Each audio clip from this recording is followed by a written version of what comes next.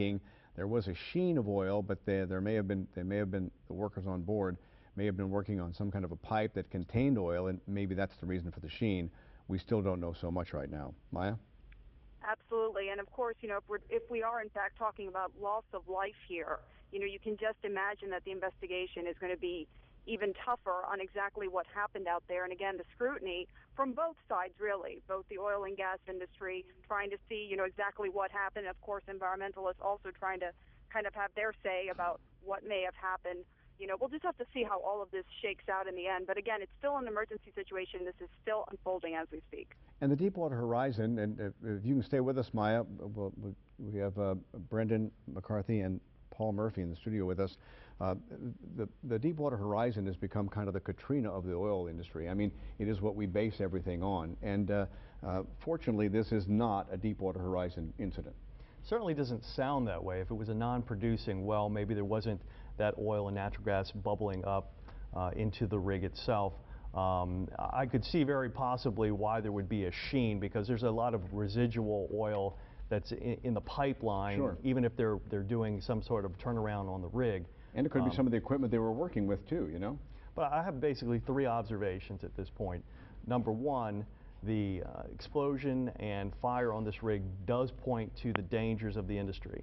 Number two, it appears that people responded to this accident very, very quickly, with Coast Guard and Good Samaritan boats arriving on the scene shortly after it was reported. And number three, these 4 workers that were airlifted to West Jefferson are in the best possible care they could be getting. This is a hospital that is set up for this type of incident. Every time we hear about rig explosions or accidents in the oil field, they go to West Jefferson. They're in the best possible place in this region for care from these types of accidents. And I know for a fact that West Jefferson does have a relationship with Our Lady of the Lake in Baton Rouge, which has probably the best burn center in the region. So these workers will get excellent care. And as Mike Hoss was reporting, 4 workers airlifted to West Jefferson this morning. Yeah, and you hate to see this kind of thing happen, especially with the loss of life. And when you look back again to the Deepwater Horizon, 11 lives lost, and the criminal charges that will come out of that, we're still waiting to see what happens with the charges that were filed against the 3 former BP employees yesterday. 2 employees who were on the rig that night, and 1 a high-ranking official. Again, and we don't want to speculate or cast any aspersions on Elk Energy out of Houston. It appears they're doing the right thing. They're part of that incident command center right now. They've given us information. The information flow is coming out of that company. So we don't want to speculate or even insinuate that they did anything wrong at this point. And Brendan, the only thing that we've gotten from Elk Energy, Black Elk right now, is we cannot confirm or deny anything at this time, but we're assembling an incident command team right now. Have you heard more since then? Well, I can tell you we're finding out more just right now from our colleagues about this Black Elk Energy company. They're based out of Houston, and what we know is they've really been ramping up, and they've been around for about 5 years. The gentleman who runs the company, his name's John Hoffman. It looks like he previously worked for BP. He might have left BP. Actually, he did. He spoke to the Houston Business Journal earlier this year about leaving BP to start Black Elk. We know all their executives have a lot of history in the oil drilling well industry.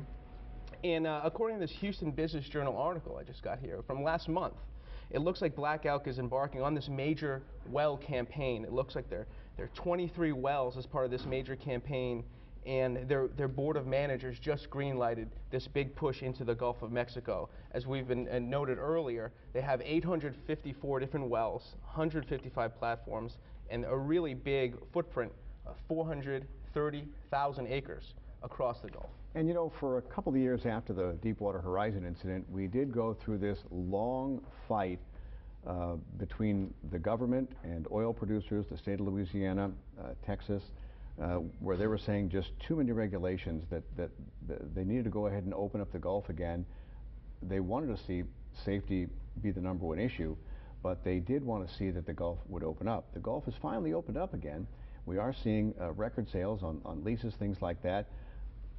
Does this change the picture any, depending on how big of an incident it is? Well, I think part of the problem before Deepwater Horizon is that you had people working for the then minerals management that were too cozy with the oil industry.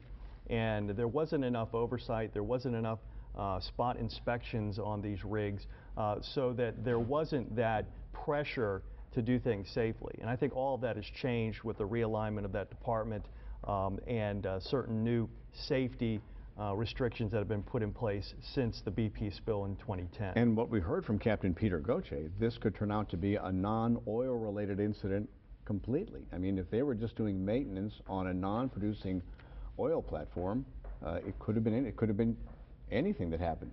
One of the things I'd like to know going forward today is whether this is something was part of their campaign to ramp up. You know, just this month, it looks like drilling and major rig work was expected to begin as part of Black Elk's new push in the Gulf. So you're saying if this is one of their new wells, if they were getting ready to do that, it may put a whole different light on this. It's possible. We just don't know whether this is one of these wells as part of their... Yeah, all we know right now is this was a non-producing oil platform, and 28 people on board doing some maintenance work, and we have the explosion this morning.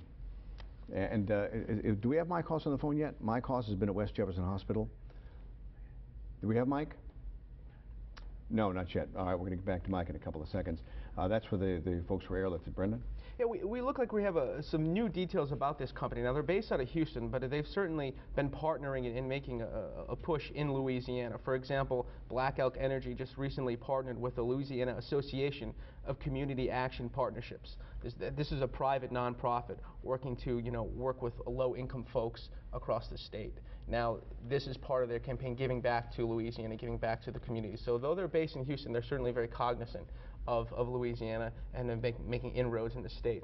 And again, one of the reasons we're staying on is because this is happening in our area, coming the day after this huge settlement. And again, 2.5 years ago, we had the Deepwater Horizon explosion in the Gulf of Mexico. 11 people killed, the worst oil disaster ever. This, according to the Coast Guard, is nothing like that. It's in shallow water. It was a non-producing well, and it looks like it's some kind of a maintenance accident. But along that being said, along the Louisiana coast, along the Gulf Coast in general, there is a heightened sensitivity to any type of these types of explosions, fires, incidents aboard these rigs because of the 2010 spill. And I think that's why people have responded quickly and efficiently to this incident. And really, and as we said before, like Katrina changed everything in the way we think about hurricanes, the Deepwater Horizon changed everything in the way we think about oil rig explosions or just oil rigs in general.